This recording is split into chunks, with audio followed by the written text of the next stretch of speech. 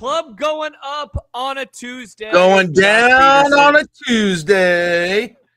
That made me laugh. Jack and social media weren't really working out too well earlier, but we appreciate everyone for joining us tonight. Jack, how are you? I'm fine. I don't know the lyrics of that particular song.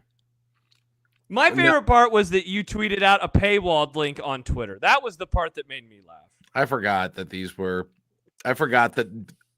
I thought it would just. I don't know what I thought. I have lots of thoughts floating around my head that I have a hard time getting organized. So I knew that deep down inside, but no, I couldn't access that thought at the moment. I'm working on those things, but yes.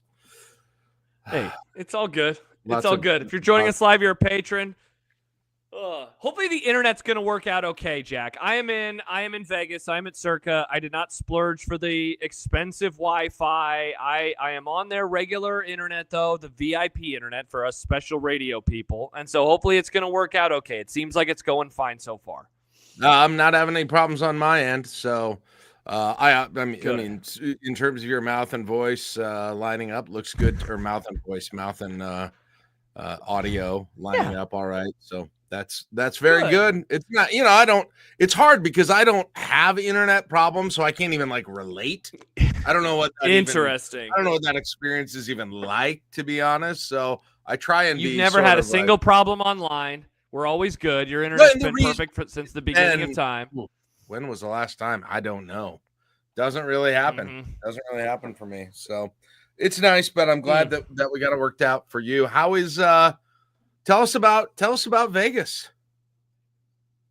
It's going good, man. I'm tired. I'm just really, but I can't say that because then Jordan, people come in here and they kill me. They say, "Why are you tired? Suck it up. You're not working in coal mines." Right now? It's 4:30, right? 4:30, yeah. Yeah, it is indeed 4:30. That time is a construct in Vegas, Jack. You should time take is a nap. a pretend you should take thing. a nap after this, man. I know. Well, but then we're going to the rooftop bar. We're gonna go have cocktails on the roof.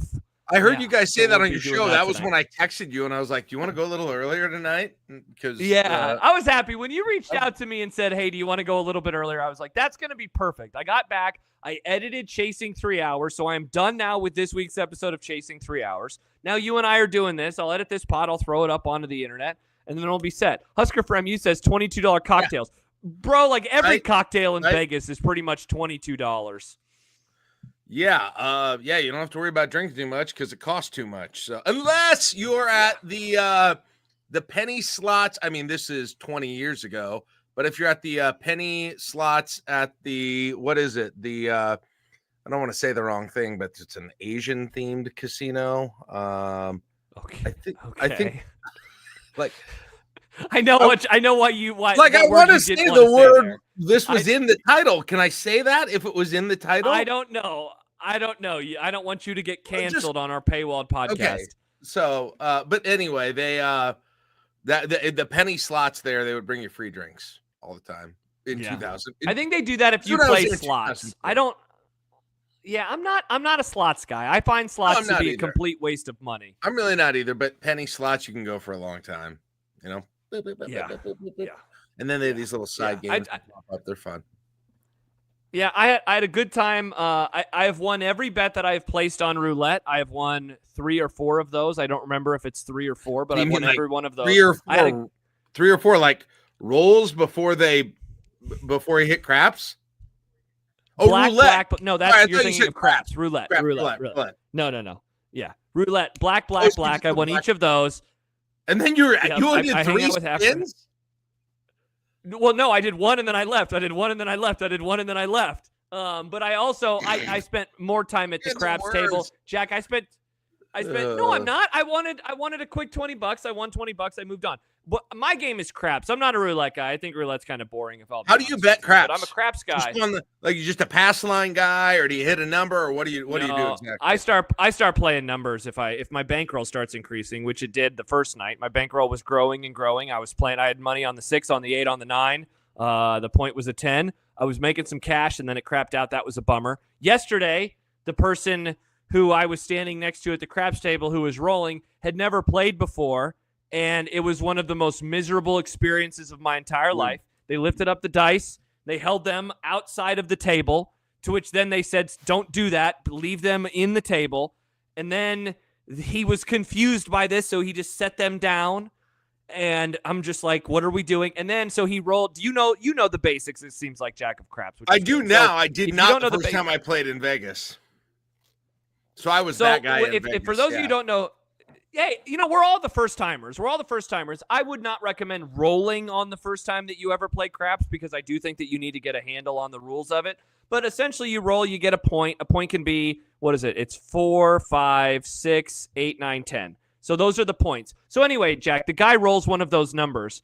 And then his friend was trying to teach him about the thing where you turn the dice on the whatever, not the ground, but on the table to the number that you want it to be, and then you roll it again. Just a superstition that some people have. Right? Jack, he didn't understand what to do. He's like spinning in. He's leaving them there again. I'm like, would you just roll the damn dice? Jack, when he crapped out, he rolled a 7, he crapped out.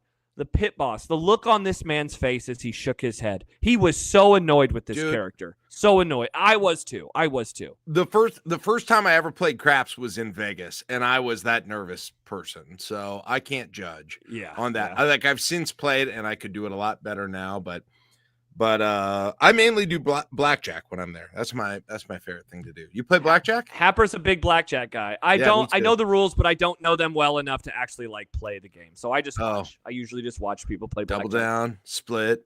Yeah. No, assume your down card is a 10. Yeah, that's I like blackjack. I can do that. I can do that for a while until I'm out of money, but I haven't been there. Yeah. The funny thing is I went to Vegas in 2004 with a couple of my buddies, and it was the weekend of the Nebraska played Baylor. It was the Tommy Lee game against Baylor. You might remember. Yes, it was the Tommy Lee in game. 2004. Yeah, which was also the weekend of the Yankees getting up 3-0 on the Red Sox in the ALCS.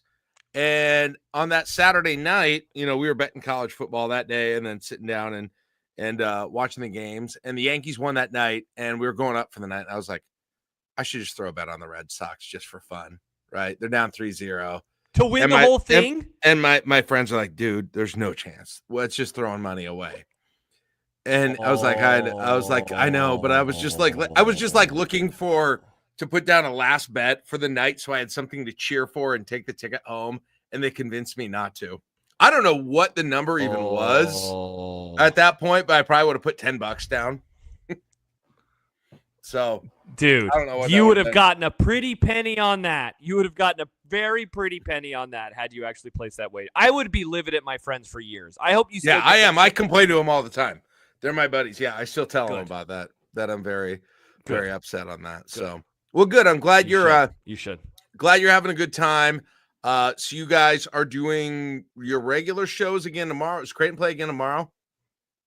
Yeah, so Happer and I are doing 7 hours tomorrow. We'll be on from 10 to 5 Omaha time, and then we're going to go over to the MGM Grand. Yeah, yep, indeed. So we're going to do that, and very happy that you and I are doing a Wednesday pod, and then we're going to go over and watch the basketball, and then probably gamble, and then come back, and then it's time to come home. We're coming. Well, I'm coming home I'm actually going to Denver on Thursday morning. Happer's coming home on Thursday morning. Nick Grimm is leaving tomorrow night. He's going back to Omaha tomorrow night. So we'll all be making our way back to Nebraska. He sounds sick as Dude, hell. He sounds like shit. Yes. He says that he does not have a cold. It's just it's the dry air. It's the dry air. Man, so he sounds that's what he says is going on. I hope he feels good for his sake. Like that would suck if he doesn't, but yeah. So you guys are I'm surprised he's coming to the rooftop bar with us tonight. I mean, I heard you say you were is there another tournament there besides the one you're at? Besides the one Creighton's at, I mean. Correct. Yeah, Kansas is playing Duke tonight in some something. I have no idea what it is. And then the other game in that same tournament is like a couple of really bad dog shit type teams. So I have no idea what the hell's going on, man. Kansas and Duke. You never know with Vegas. Wow. Yeah. Yeah, and actually like big matchup. Jordan says, I love that this show is just Josh talking about his trip. Hey, Jack asked. I'm just here to answer whatever. Listen, it has been hardcore. I need a lighter show here every once in a while. I'm kind of I'll be honest. While things have gone well for the last week, there's a part of me that's a little bit ready for off-season shows, right? And just take the whole. Really? You want to lower the temperature? Lower. Have some more fun. Have some more laughs. Do some more bits. have some more. I don't know. Have some more interviews. I'm not sure, but like sometimes it's been a long year. It's been a long taxing football season, and at least unlike many of the long taxing football seasons that we've been through, it's ending on potentially a very positive note. At least last week was a positive note. So like I'm excited for Friday in a way that I never thought that I would be. That's awesome. But like, yeah, I am done. I am glad that portion of time from Indiana to last week is over, because I was over it. I was over all of it, and everybody was for so many reasons. So I'm glad thank goodness they freaking won that game. I mean, freaking. Can you imagine this week if they didn't win that game? Like, it's just, in a way I can, because we've done it before, but in the other way I can't, because we have not done it to this level. That's before. True. Like 5 losses in a row when they were a win away from a bowl would have been catastrophic. And I mean, Jack, go back. It's so funny now. You go in hindsight and suddenly you look at the show that you and I did on Saturday morning. You look at the show that we did last Wednesday, and it has a much different tenor, because they not only do they win, but they score 44 points in the process. I feel like, I left our Saturday show and I thought, wow, after the party that was Friday, Saturday didn't feel like as much of a party as I would have expected it to be when they finally locked up a bowl berth. And maybe that's because I was comparing it to Friday and what happened with the watch party and then what happened on After Nebraska ball. But it was I don't know. It was almost like relief. I know that I feel like this huge sense of relief with the program right now, that it's just like, thank God they're going to a bowl. Let's see what happens. And yeah, the attention is suddenly very much turned into, so are they going to get Holgorsen to come back? Because if they do, man, like the conversation and the optimism, I think, is going to be really, really high. Really, really high. I can't remember if I said this on the show on Saturday night. It's interesting to hear you say that. Like, I went to that game, as I talked about on the pod, my lack of leg room on the lack of the pod. But like, I went there, I was having a hard time even getting jacked up, as much as I preach about disliking Wisconsin. Like, I was having a hard time getting my dander up about that game. And interesting, obviously when it was happening, it was fun. I was up, I was yelling, I was doing all the things I do at a game. But like, the reaction from everyone kind of surprised me. And we talked plenty too about whether I approved of the court storming or the field storming and all of that. I was just taken aback a little bit and pleasantly by sort of the joy of the moment, by the crowd, by how much the crowd stuck around, by the reaction by the students, by the reaction by the players. For some reason, I did not have in my mind, and maybe I just should have, that it was going to feel that celebratory when it actually happened. I don't know. And it might just because I, wasn't thinking it. I was clouded by Friday night too. I don't know what it was exactly, but that like whole thing really pleasantly surprised me in terms of the reaction and the fun of it. And, the way I think it's propelling the team into this week, frankly, on the whole thing. Like, I'm surprised, but I'm saying it's a good thing. In the way I'm surprised. Yeah.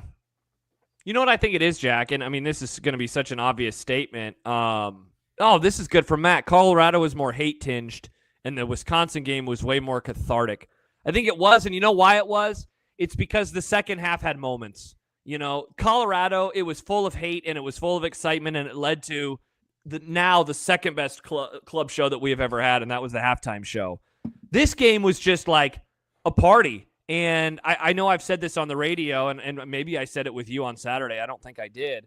But at the end of the first half, they go down, they get the touchdown, and then the very next drive, Wisconsin fumbles. Not only does Nebraska get a field goal out of it, but they set it up by having a 6, 7, 8 yard pass to the sticks or close to the sticks. They get out of bounds. Like, they execute that whole situation perfectly. Yeah. And at that point, I got in my car. I drove to the brewery, and I remember thinking, I think they're going to do this. Like, this is either they're going to blow it and have another one of these just horrific, losses, or they're going to do this and they're going to win fairly comfortably. And it was the latter. Like, I know that at times the game, it got within a couple of scores. It got to 12 at one point in the second half.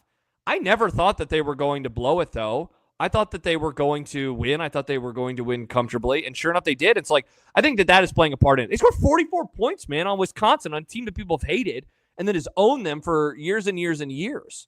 It was incredible. And I don't know, like I never had. Maybe it just never got close enough, Josh.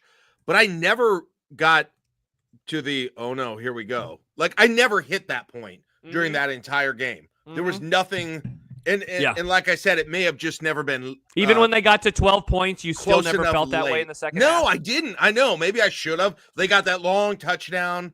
No, I really didn't. And I don't know where my confidence came from, but it certainly hasn't always been there, during this era of Nebraska football. I mean, Josh, it had a lot to do with having 2-possession lead, right? And Nebraska had the ball. So, and they had just been, moving the ball so well. I think that probably played into it, but it was weird. I never got to that spot. It's so weird because every game you get to that spot now, other than just being completely blown out, right? Other than the Indiana game, right? I've had that spot in every other game since Northern Iowa, pretty much at some point. Like, oh, here it comes. Here we go. And I never did. For whatever reason. It's partially because Wisconsin just That's a great point. Wisconsin just freaking, man, they looked lifeless, man. They looked sometimes, because usually part of the here we go equation is just like, God, this other team just looks like they have all their shit together. It's just like, here they come, they're emotional, something. And I never got that vibe from Wisconsin for whatever reason. I don't have a great explanation for what I'm saying. Yeah, but this from Jordan. But it's kind of no. That fumble by Wisconsin is something we would do. I think that's a really good way to put it. 100%. Brings up. That's exactly right, Jordan. I said that. I was walking out to go to the bathroom before I was trying to beat the crowd to the bathroom, get something to eat before halftime, and that fumble happens like when I'm about to go up the stairs, and so I stand by the railing and I'm talking to like a event staff person. And I said the exact same thing. I was like, man, this feels like something we would do constantly. And then to go and get that field goal, it just, I think that probably swung it, to be honest, just that moment.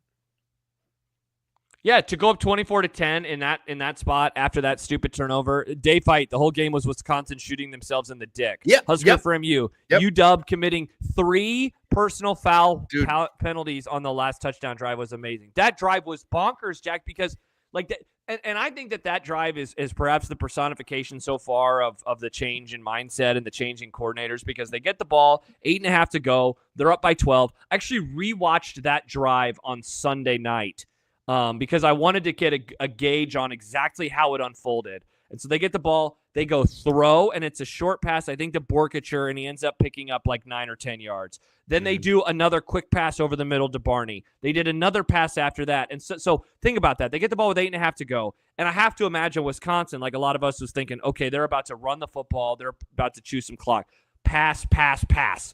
And then after that, they start running the ball. And that's when then Wisconsin starts getting the penalties. And then they start throwing the ball. And that's when Wisconsin gets penalties. And then they start running the ball. And that's when they get the last penalty. And then suddenly they're at the 2-yard line. And 2 plays later, they get a touchdown. And they're up 44-25. And it's like, oh my gosh, like not only are they going to win, there's not going to be the roller coaster. They ice the game. They go right down the field. They have great play calls, explosive play calls, and they chew up a ton of clock. And they totally caught Wisconsin off guard. It was incredible because it was totally unlike something that we have seen around here in a long, long time. Yeah, no, for sure. I think that play before halftime, the fumble to the field goal, made me think, wow, they're who we are usually in this game. It just gave me the feeling like we feel like we are going to be getting the things that the opponent usually gets in these games, and we have this and it was just, it was the demeanor of Dylan. It was a whole bunch of different things about the way that the game went that it never got my blood pressure really up during the course of that game. And none of the touchdowns, none of the second half events ever made me say, oh boy, now I'm clenching. I never did. Here it comes. It comes. Yeah, I did. Yeah. I didn't. Yeah. So it was a real unique game. It was such a completely different game for a variety of reasons than we're used to watching with Nebraska over the course of conference play for a long time, right? I mean, I guess to some degree that like Purdue in the Northwestern game last year were kind of like that, where they got big wins in those games. Those were there too. But in any case, I'm freaking glad that they did that, and I love where they're at. Like I don't know where I was at, Josh, but I really, really, really like where they're at based on how they reacted to that game, how Dylan Raiola especially kind of came off during that game emotionally, how they seem like, they're in week 2 under Holgorsen now, or I guess week 3 in practice, but they're about to go to game 3 under Holgorsen. God, I love where they're at coming into this game. For that team, it's as good under, since the Colorado game, it's as good of a place that they've ever been, in my opinion, mentally. And I think that'll show up big time against Iowa.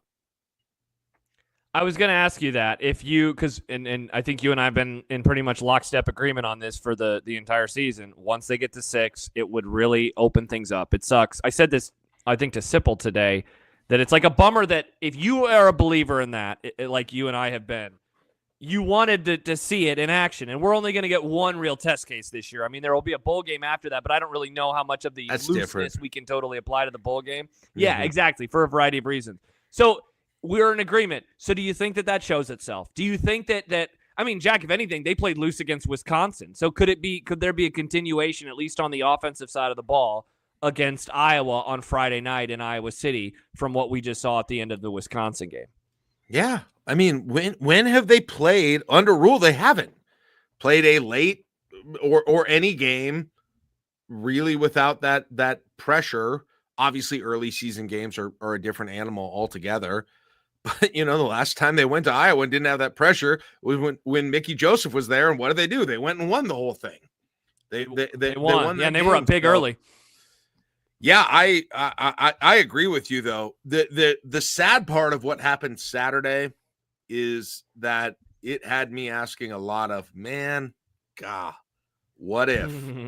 What if on a few different things? What if they could have played like this earlier? What if Dylan could have been like this earlier? What if, a million? I mean, what if they had fired the offensive coordinator earlier and brought Holgorsen in, which I begged for him to do, but no, they won't do that. But what if they had figured out how to use Emmett Johnson to their advantage earlier?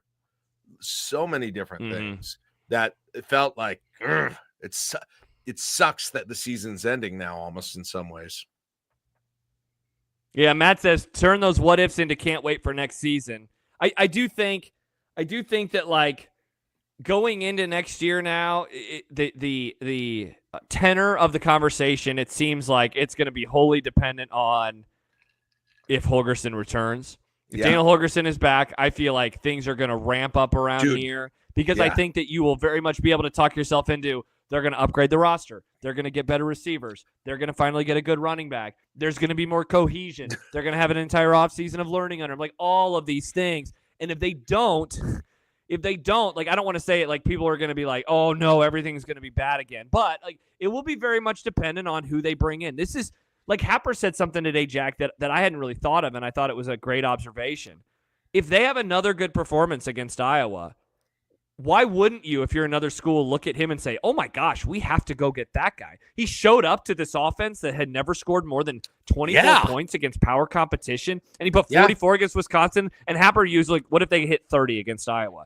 Well, who wouldn't want that kind of coach that could come in, doesn't know the names of his receivers, and they're suddenly moving the ball up and down the field, scoring all these points? Like, what are we talking about here? This is crazy. That's a great point. I mean, there's a double-edged sword there. If they do well against Iowa, obviously in the moment, it'll be incredibly fun, but you're right. That's a concern. But then think of this, Josh. Let's say it goes really well. The offense looks really good against Iowa. They win in large part because the offense puts up numbers on a cold night in Iowa. Dylan looks like, early season Dylan again. And let's say they do keep Holgorsen around. I mean, we're right back to a very, very optimistic offseason, just like that, right? We're right here into offseason, and then all of a sudden transfer portal happens, and then all of a sudden somebody will come in the transfer portal. And then, I mean, guys, there is a great chance, as much as everyone hates it and says they're not going to do it to themselves, there's a great chance we're going to be right back at offseason national champs again this offseason if those things come together. Yeah. I mean, you're absolutely right. It would go from the most miserable in-season experience 2 weeks ago to, holy shit, Matt Rule's got this thing going in the right direction, and things are going to be fine moving forward, you know? Right? Interesting day fight. It's totally true. Yeah. Yeah. Dave says, Holgo is given honest, blunt answers to everything except, will you be here next season? And that is definitely true. So a few things. There's a lot of conversation in the chat about money. And because of him getting paid from Houston, it certainly does not seem like that is going to be the decider on whether or not he is going to return. Right. You start looking up and down, the team in the program and saying, okay, so why would he want to come back? Like one of my first cases would be, why would he come to Nebraska with 3 weeks to go in the regular season if he wasn't going to return anyway? Like, I'll be honest, a huge thought that I have, Jack, is just that. Like, just would seem weird to do it for shits and giggles to come and coach 3 games and then just decide to move on. Yeah. But if you want to look at like an actual selling point, wouldn't you start with the quarterback, Dylan Raiola, and say, look at this, I get to coach this guy, and I get to help mold him, and I get to use that as whatever my jumping off point would be. Like that, Dylan Raiola himself is a huge selling point. So those are the 2 biggest reasons why I look and say, why wouldn't he want to come back for more than 3 games? Like, it just seems odd. It just seems odd. I think Raiola's why he's here, Josh. Like, I mean, I think that he wouldn't be here if it weren't for Raiola. 100%. So, yeah. So, for both of their sake, I want, they need to stay for each other and for us at this point, because that would be, it feels like there's a reason the other person gives the other a reason to stick around. I don't know. Put yourself in Holgorsen's shoes, though, Josh. So, obviously, money isn't a huge deal unless you're getting a head coach gig that actually goes above your liquidated damages from Houston. Put yourself in his shoes. What are you thinking if you're him right now with the options that he could have during the course of this year? And if, like you were talking about, like Connor was saying, and especially if things do go well on Friday, are there way more attractive offensive coordinator positions out there? Are there head coaching positions that are going to pay enough that they're more attractive? Well, I mean, you start looking around, and I'm trying to think of schools that will have a new offensive coordinator gig open. I can't remember. Did they fire their OC in season? I believe they did. Jeff right? Lebby, somebody help me out with this one. Jeff Lebby was there last year, and he's gone now. Because he went to TCU, I believe. Let's see. Oh yeah, they're gone. Yeah, I'm waiting for So they're making a change. Okay. What's OU looking for an offensive coordinator? Yeah. Okay. Yes. So that's okay. Yes. Okay. So yeah, Corny says OC is open at Wisconsin, OU, and Nebraska. Luttrell. That's who it was. Thank you, Mark. Seth Luttrell. So that would be. I mean, like, look, SEC job. They also have a former 5-star quarterback. Jackson Arnold, right, is their guy down there. So that is one potential gig that, again, if money is kind of like the next, it's like the other thing involved in this, because I don't think it's the main thing, again, because of Houston. Would you rather coach there? Would you rather coach that quarterback against that competition, or the competition and Dylan Raiola? Dave Fight just brought up North Carolina. I assume he's bringing up North Carolina as a head coach, but maybe he's talking about that gig as an offensive coordinator. No, as a head coach, I'm sure he's talking that. about. Yeah. Okay. So you have that. Yeah. And then there's, I mean, the question is, and Corny says it, I'm sure there will be a bunch of SEC and Big Ten moves. There definitely will be job openings that are going to pop up. And then, like, what does he want to do? Does he want to be a head coach, or does he want to be an offensive coordinator? And if he wants to be an offensive coordinator, what is he looking for? Is he looking for, I mean, Nebraska checks some boxes, Jack, of like, they have a young quarterback, right? Like a young quarterback that obviously has a high level of talent. But here's the other box that they check. He is getting to see that quarterback up close. Like, it's one thing to look at the Oklahoma job right now and say, oh, look, they have a former 5-star who has fallen on some hard times this year, but maybe I can be the one to turn him around. With Nebraska, though, he's getting to watch this guy. He is getting to see his practice habits. He's getting to see how he operates. He is getting to see how he plays inside of a game. So, like, this is, somebody said test run earlier. This really is that in a way that he won't have with any of the other opening jobs, which is, like, awesome for Nebraska. Like, that is a selling point, in my opinion, for Nebraska. The wide receiver room, it's interesting. That is going to be different compared to what it is right now because there's older guys in there. We already know about one transfer in Malachi Coleman, and then we'll see what else happens. If they can get Ja'Cory Barney back, though, if you can guarantee that Ja'Cory Barney, given the words that he has said about him, I mean, that's another big selling point, right? That's a really big selling point. He wouldn't have to recruit. Like, it's a new era of college football where you can just be a coordinator and other people can recruit. Like, that's a nice selling point, too. Jab says maybe we can send him a basketball hoodie to convince him to stay. He could join the I-80 Club. We'll gift him a membership because you can now do that at patreon.com/I-80 Club. True. There are many things Merry that Christmas. could be a selling point for this gig, Jack. Josh, do you think there's a chance it's already basically done that he's staying? Like, even if he's hedging when he's asked about it so far? Because to me, the demeanor of Dylan Raiola makes me think that might be part of the reason. And even some of the things Barney said after the game on Saturday, like, I don't know. It seems like they all sort of know something to me. And maybe I'm just trying to will it into happening, but I wonder if that has to do with the mood change a little bit. I definitely think there's a possibility that it's pretty much done and they're just waiting until the offseason to dot all the I's and cross all the T's. And look, you can present me lots of evidence as to why that's not the case. I know Dave has mentioned multiple times lately, like, then why doesn't he just say it or listen to him when he talks about the job versus other stuff? And that's totally fair, right? I just tend to think taking this job in November, again, just for shits and giggles, it just seems odd. And look, Dana Holgorsen's an odd dude, so like maybe it fits, right? But I don't know. I just can't imagine him actually doing that and then not wanting to stick around. Again, especially now, I mean, look, there's one game to go, but that he's seen everything and that he's seen his quarterback. I think that, Saturday, I would imagine for a lot of people, getting a chance to see Dylan play like that again was like, I had a sense of relief of like, okay, so he's not totally broken, right? He still is good. He still has the ability. He was ripping throws all over the field. I don't think that it's done in the sense that they have literally signed the contract, but I would just be kind of surprised if he's not back next year. I really think. Let me ask you something and ask you if you think it's weird or surprises you. On the Nebraska website, which, by the way, they updated, for instance, yesterday to take Malachi Coleman off of the roster. I know that because I've been checking it regularly to see when they were going to do that. But on the roster page, if you go down to the football coaching staff, the third person listed, you got Matt Rule, you got Tony White, and you've got Marcus Satterfield listed as offensive coordinator right now. Okay. Here's what I'm getting at.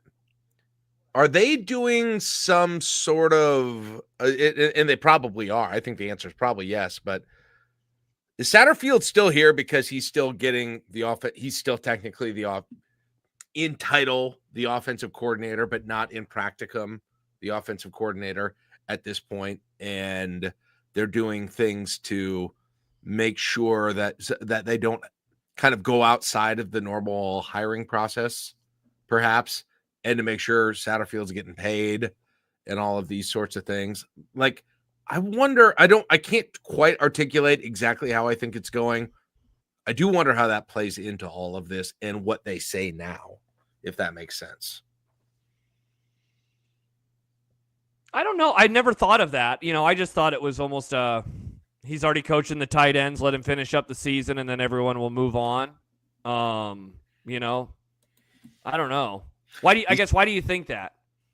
Well, first of all, it's weird that they don't change the website to me because they updated. Yeah. My point was they updated on all kinds of other stuff They keep that page updated. And I do not, I mean, the coaching page, Dana Holgorsen isn't on there on the coaching staff. And I wondered if they, Dave Fight real quick says, for what it's worth, the Huskers.com page still doesn't show Brett Maher either. Right. But I wonder if to get him to come on that fast, they couldn't give him the official job. You know what I mean? They've got to go through, there's some red tape that they've got to go through. It's got to be posted, those sorts of things. And so Satterfield still has that official title. Holgorsen does not, even though obviously he's the one calling the plays. Obviously, they're calling him the offensive coordinator. I wonder, if you look at their salaries and you look at their checks and you look at the official spreadsheet in the bowels of HR at the university, like I wonder if Satterfield's still the offensive coordinator. And then it really doesn't matter one way or the other. But what I'm saying is, I wonder if there's a deal in place already. That's part of the reason there's a deal in place and they aren't saying anything yet about what Holgorsen's next year is. Just a theory, kind of a hopeful theory. But I do think it's a little weird that officially websites and everything don't make clear that Holgorsen is the offensive coordinator. So Corny writes, I think Satterfield is still here because one, Rule is a decent human being and is letting him get his bag. Two, insurance policy if Dana didn't work out and left. And three, it's just a title. Titles don't mean anything. I was a VP at a bank 4 years out of school and had 8 layers above me. Clint writes, legal thing where they have that position filled so you can't bid it out through the proper channels. Correct. That's what Clint is. What Clint's getting to, what I'm getting to. I understand what Corny's saying, but I'm not saying. Yeah, I don't. I'm saying that he's still technically the offensive coordinator. Satterfield according is to the handbook. Yes. Yeah, in terms of titles, which makes sense in terms of salary, right? Because yes, in theory, that's one of the reasons. If you literally, so because if you change him to tight ends coach and that is the only gig he has, like you would probably have to cut his salary because of where things slot. Is that what you're kind of thinking here? Perhaps not only that, though, to hire Dana as an employee in that situation, you can't do it as quickly as they wanted to do it because of some of the government employee red tape that happens. Posting the job, for instance, is being vacant. Like they'll always put, when there's vacancies, obviously you and I aren't going to apply for offensive coordinator and get it. They always post it on the UNL website. I've seen them. I don't think they ever posted an offensive coordinator. Yeah, exactly. Yeah, so. Interesting. Keena writes, I do remember Rule saying that Holgo would be calling plays and serving as the offensive coordinator. I don't know if that language means anything. Yeah, Jack, you're the lawyer. You'd have to help out more with the for the record, I'm with Matt and Husker for MU that we're reading into this like a little too much. Okay. I guess I just don't know why. I mean, look, maybe you're right that's why he's not the offensive coordinator yet. I tend to think it's because it's like in Holgorsen's. It's in his lap right now. He gets to decide. It's on his desk. He gets to decide if Josh, this is the gig that he wants. My larger point is it might be the reason why there is an agreement going forward for him to be the offensive coordinator, but that hasn't been revealed yet. Does that make sense? No, I guess could you expand? Okay. If they've agreed in principle for him to become the offensive coordinator next year, but they can't make it official until Marcus Satterfield is gone and no longer the offensive coordinator, and so they're not going to. So they have to wait. They're for the protecting Satterfield a little bit with this whole thing. Well, nobody. Okay, and the funny thing, people are super annoyed with this. I actually think I'm right. And there's some sort of government employee legal reasoning for this, but it's fine if people are not liking this. So Jack, for the record, I'm just trying to understand. No, I was just trying to understand like why you thought that way. It's not that I think this is a bad discussion. I was just wondering if I was missing something and all. No, so the only reason that it actually hasn't been announced is he's protecting Satterfield. And I feel like people are acting. Let's wait until the end of the season.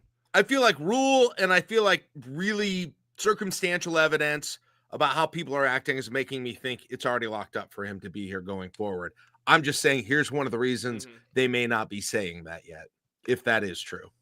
And it makes me optimistic that we don't have to stress out about, him taking another job going forward. That's it.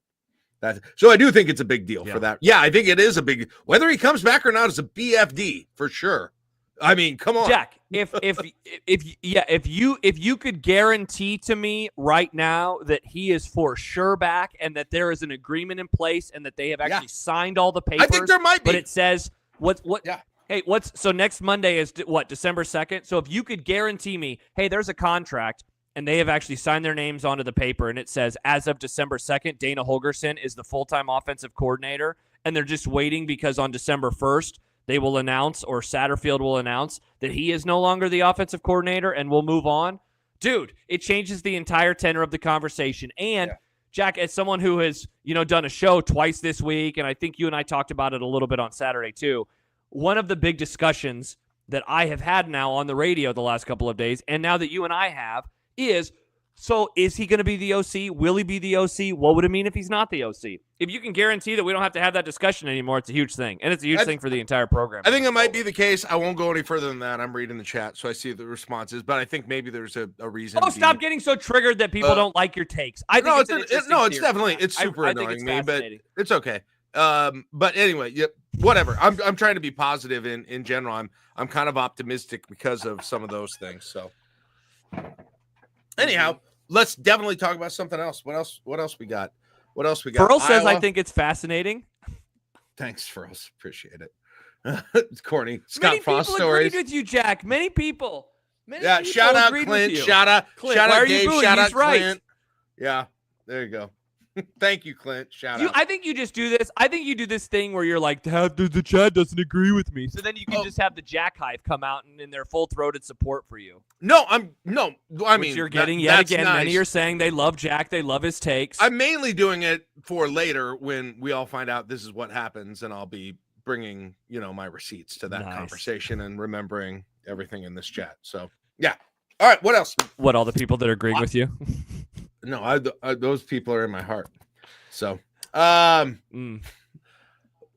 do we? Are we worried about Iowa? Like, here's so there are two ways you can think about this game, Josh. That's that the Nebraska defense, again, despite the win against Wisconsin, definitely had their crap moments in that game. But you can also think about it that Nebraska's defense has excelled against teams that are one-dimensional. And Iowa's going to be a one-dimensional team, without a doubt. But they also happen to have one of the best running backs in the conference. And so this whole game, to me, is going to come down. We talk about the offense. We mainly talk about the offense after the Wisconsin game. But to me, it's going to be Iowa's running game against Nebraska's defense that'll decide this game, to be honest. Yeah, I think Nebraska's offense is going to move the ball, and I think Iowa's offense is going to move the ball, and I really do wonder if this is going to come down to, like, a few stops here or there. And I can't help but think that this is, like, way too big of an overreaction to one game against Wisconsin. But, like, Happer and I were talking today, Jack, and he goes, what is the lock of the year or the bet of the year? It's the over in the Iowa-Nebraska game. It's like 39 and a half. And that does seem too low now, given what we just saw this past weekend. And that Iowa, like you said, Caleb Johnson can run the ball really well, and Nebraska's offense good. Or Nebraska's defense has taken a pretty big step back recently. Yeah, it's taken a big step back. So, like, how do you not get a little bit worried that the Iowa offense is going to be able to move the ball? Yeah, and it's crazy because Iowa, there's this stereotype of Iowa, right? And their defense has been good for the last 5 years, whatever you want to say, and the thing that complementary things on offense that go along with that are a good offensive line and a good running game. Iowa ain't really had that. They really haven't had that over the last few years. They've had the defense. They haven't had a great running game. They haven't had a great offensive line. This year, they've now got, he's making all the other guys who were around the last couple of years transfer. And so this is the first year this sort of, modern version of Iowa actually has a legit running game that's a weapon. They haven't. I mean, They literally had to score, Josh, on turnovers and field goals and field position and this ridiculous stuff. They can score from anywhere on the field, busting a huge play. And that's the huge difference between this Iowa and previous iterations. Now, you might say, well, why does this iteration of Iowa seem worse than the last several? And that's, I mean, the defense isn't as good. The defense isn't nearly as good as it's been. Yeah, defense is still awesome, but like, and I'm going to try to pull up some numbers, but like in previous years, it was like the best defense in the entire country. Yeah. And right now it is, as I look at it, they're ranking on SP Plus, their defense is merely the 7th best defense in the entire country. But if you go to SP Plus last year, the last one of the season, I believe Iowa's defense was ranked number 1. Let me check. It was ranked 3rd. I know that it's been basically like a top 3 defense over the last few years. And you look at the scores, last year was 13-10. The year before was 24-17. The one in Lincoln in 2021 was 28-21, though that is nowhere near indicative of like what that game actually was. Interestingly enough, that a lot of games have been in the 20s lately. That last year was the first time it was just in the teens in quite some time. I tend to agree with you, though, that this could be a game that would feature many, many points. And can Nebraska stop the big plays? And can Nebraska get their own big plays on Friday night?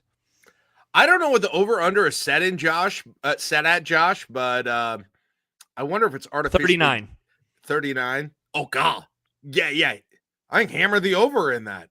Hammer the over. Yeah, that's what 39? Yeah. I mean, I get it. It's going to be cold, but I don't know that it's going to be so windy that you can't pass or it's going to really affect offenses necessarily. It's not going to be snowing or raining, I don't think. Yeah, I mean. No, I just think it's supposed to be really chilly. Yeah. But I don't think that's going to really handicap the offenses from what they normally do. So, yeah, I get that. Yeah, Freedom U says Iowa pass defense is vulnerable to long passes. We ain't that.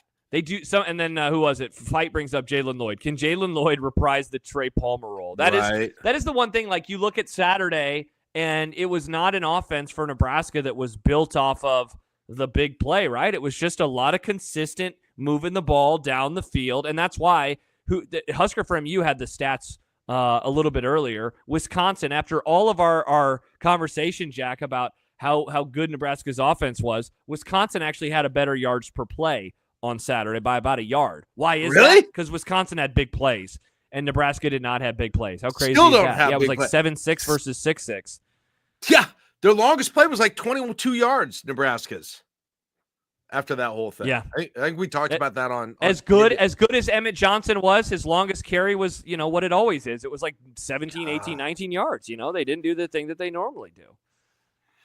Or he did the thing he normally does. He didn't break any big plays. Yeah, here it is. Husker from you. Wisconsin, 7.5 yards per play. Nebraska, 6.6 yards per play on Saturday. But Nebraska's offense, way more consistent. They had 0 negative plays, so they were always gaining at least a yard. They were always moving the ball forward, and, it allowed them to score a lot of points. The difference is that Wisconsin, especially in the second half, what do they have? A long touchdown run and a long touchdown pass. And so, that's going to artificially bump up your numbers when you have 2 plays that are, 70, 60, 80 yards, whatever it was. Yeah.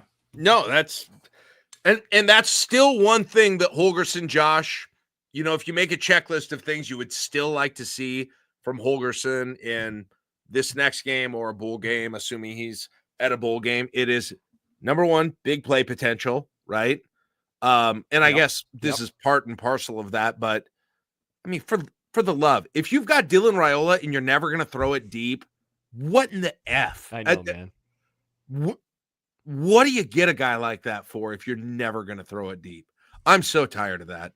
Yeah. I mean, bomb the ball. Like, bomb it. Mm-hmm. Especially on 3rd down, whatever. It gets intercepted. The amount of teams still Nebraska, look at all the pass interference situations that are still happening with Nebraska. They have got to use that next year with Dylan Raiola, and I hope Holgorsen's willing to do that. Oh, and then the other thing that I would still not check off of Dana Holgorsen's role is using if you're going to sorry to do this again, if you're going to use Heinrich Harburg, please, for the love of God, do something other than run him every time, please. Even though he scored a touchdown, he still hasn't. He still hasn't lined up in a non-traditional quarterback and quit role using him and surprised everybody with a pass. Please quit using him 2 or 3 times a game and make it like 8 or 9, right? And hey, he had 6. He had 6 carries. Did he have 6 carries on Saturday? My he bad. Had 6 carries. My bad. Guess how many yards he had, Jack? Guess how many yards he had in 6? Well, he had the touchdown. That was, I don't know. Remember, was that 6 yards or something? I don't know. He probably had 20 yards. Maybe? 18 yards. 18. Yeah. Yeah. Please throw. I hope they're playing the longest game with that ever. I hope they're playing an entire season-long game where he's going to start to run it, pull back, and like do a Tim Tebow jump pass or something. I can withdraw all of my critique for that whole thing. Either use him normally or don't use him. So, and I say that fully knowing they got a touchdown with him, but it could be so much better. Isn't it sad that we still haven't seen in the Holgorsen era one of the patented throwback passes, and then you throw it downfield for a 10 yards and a first down? Like it's the most consistent play of the season. It's very sad. You know, maybe that we get one of those on Friday too. Josh, what if Holgorsen drinks too much Diet Coke and has to run into the tent and pee or something, or however they pee? I don't know how that works exactly. And they're like, Sat, call this play for me. Call this quick one while I go run to the bathroom. And he's like, oh yeah, I got exactly what we need here. We're like, oh, it's the Satterfield play. And then Rule comes and speaks after the game. Hey, what was up with that play? Oh yeah, Satterfield called it. Holgorsen had too much coffee today to get prepared for this game. I would like to see it on maybe Josh. I would laugh so hard. Maybe like a 3rd and 7, 3rd and 8 type situation, right? Automatic first down, Jack. Automatic first down. It's a guarantee every single time it picks up a first down. It's the best play. It really is. The Holgorsen quotes today too, Jack, were really, I mean, interesting / funny in a darkly comedic way, where he's just like, yeah, they're doing all these things with the wide receivers, and I'm like, why are you doing that? And there's been some scuttlebutt behind the scenes that, like, in terms of how they were game planning, it was like the running kind of coordinators, the running game coaches were preparing one thing, and then the passing game coaches were preparing another, and like the meeting of the minds wasn't happening as early as it should in the process. And so like everyone is always like, why was it so convoluted? I just think it was because nobody was on the same page. And I think this guy shows up and he's like, what in the actual F are you guys trying to do on this side of the ball? And he's, very quickly fixed it, obviously, given the results that we have seen so far. I know, like, are we a little excited that maybe there was a jump from 1 to 2, and there's going to be a pretty big jump from 2 to 3 again?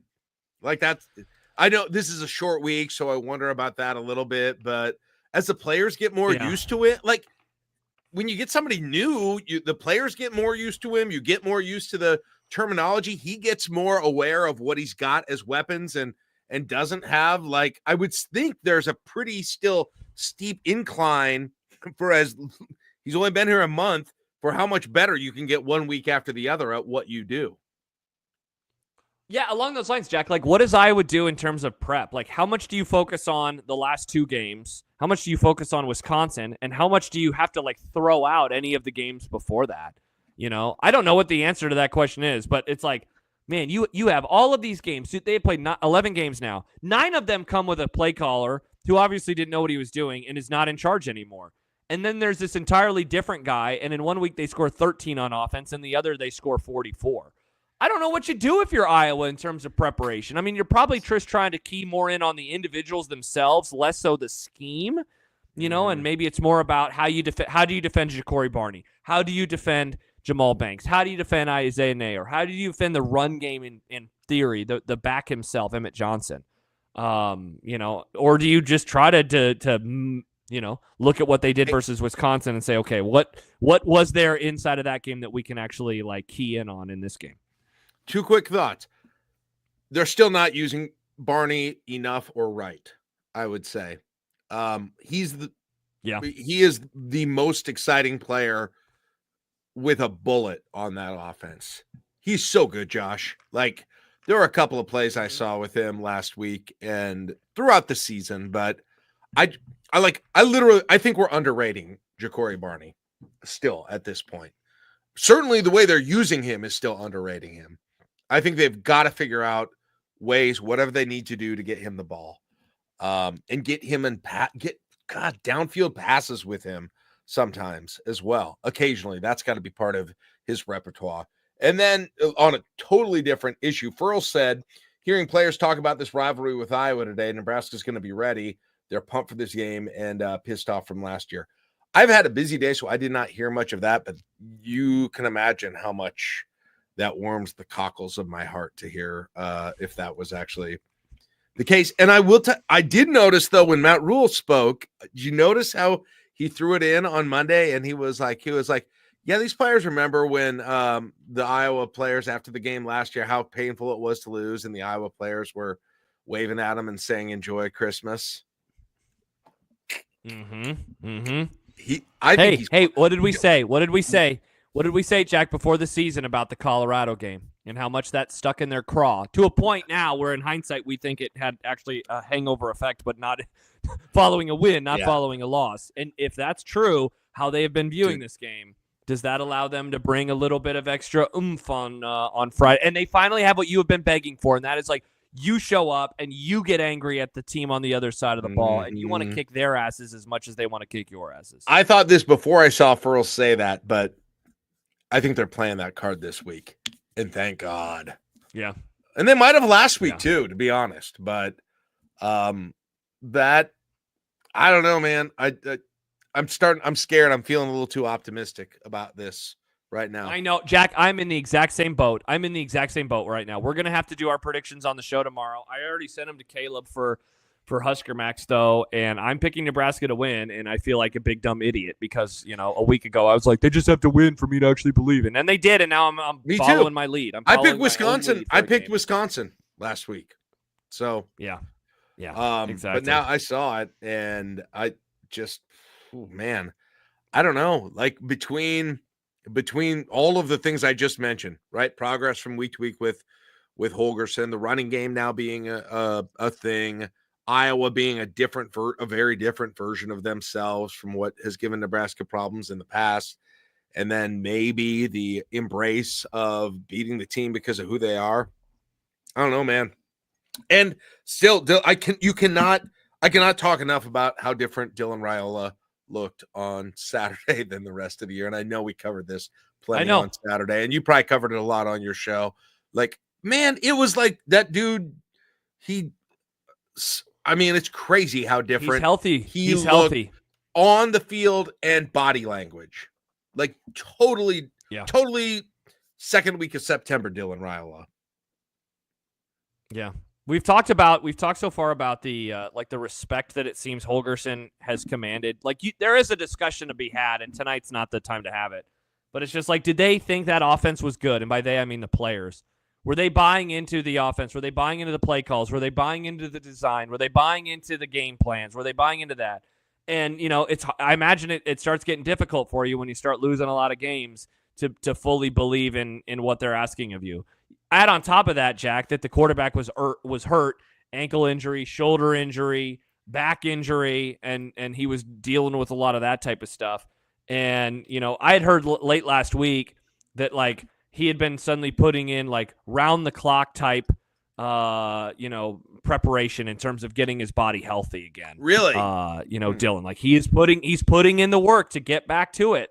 And I thought he still looked banged up against USC, and I definitely thought he looked a whole lot better in this game versus Wisconsin. I thought that he looked like he did in September again in terms of how he moved, how he threw, and certainly what he was trying to do.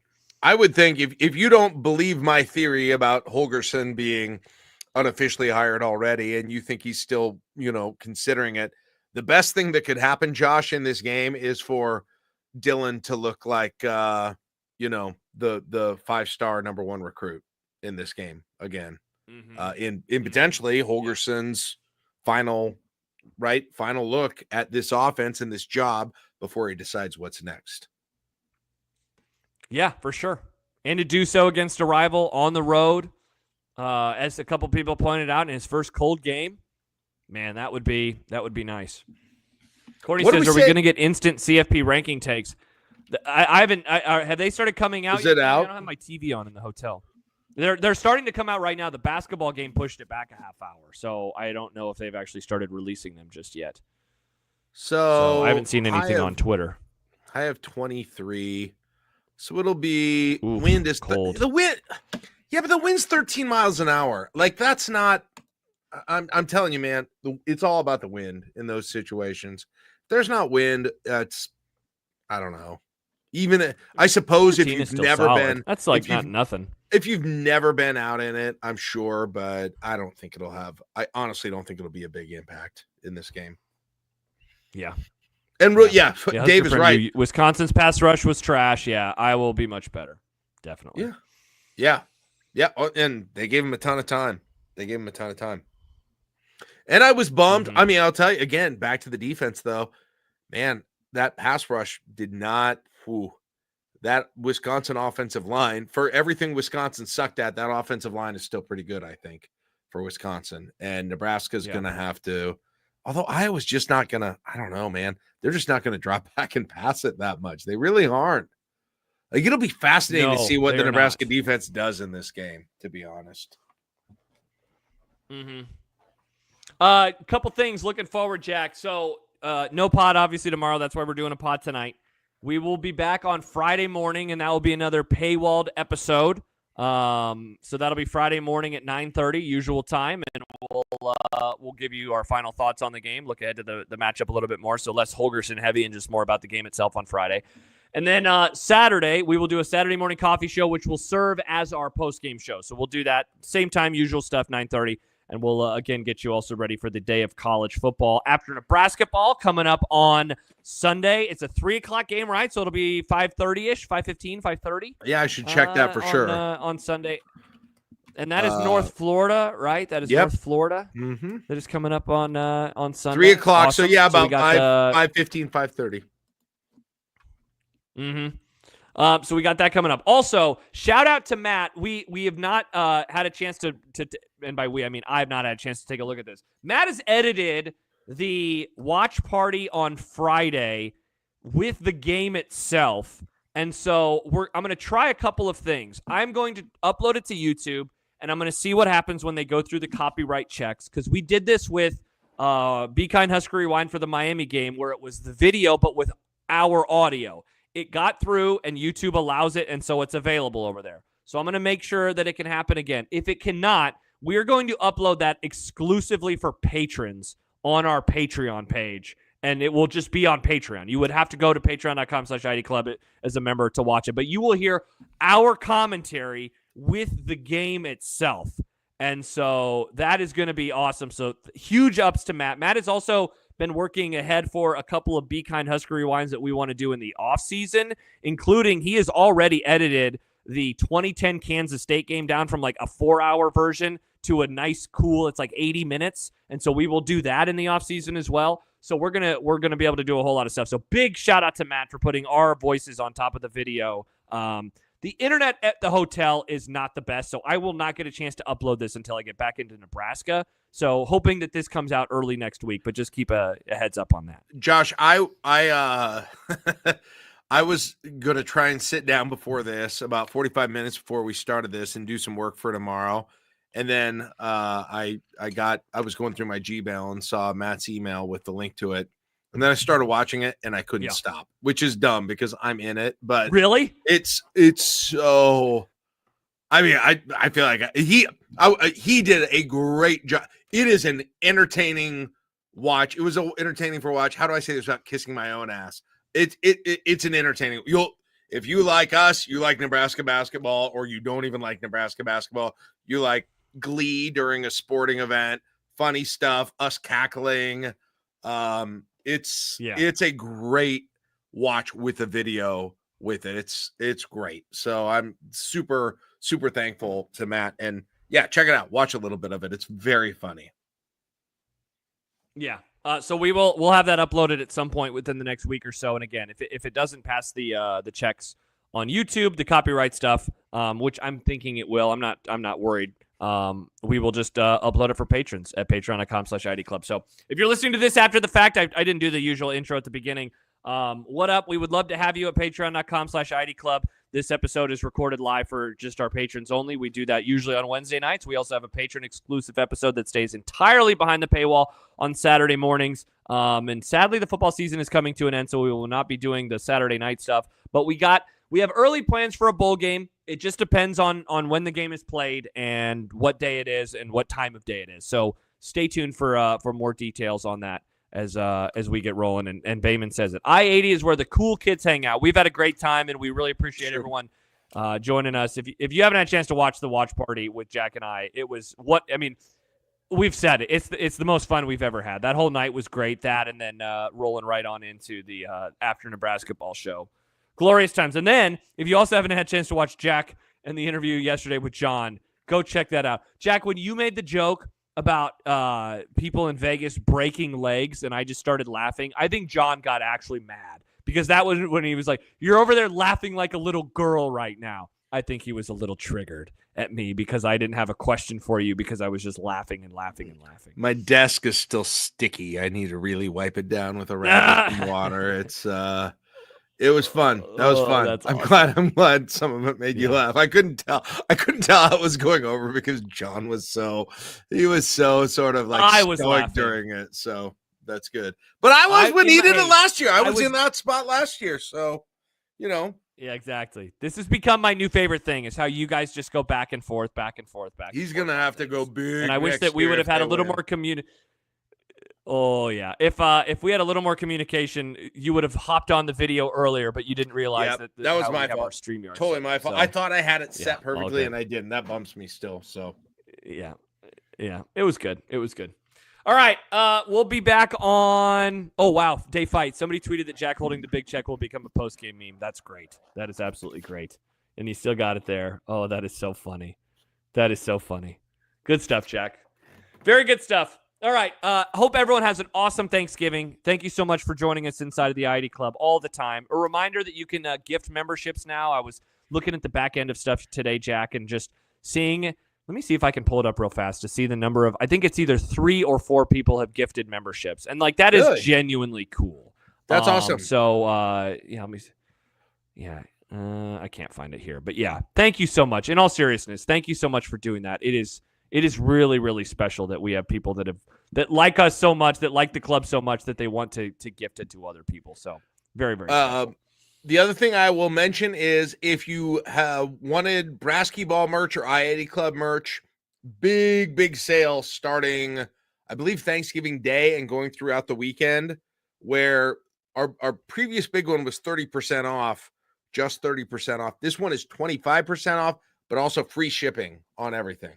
So if you're wanting some of the gear, a hat, a sweatshirt, a sticker, or whatever, this is probably the best time to get it for a long time.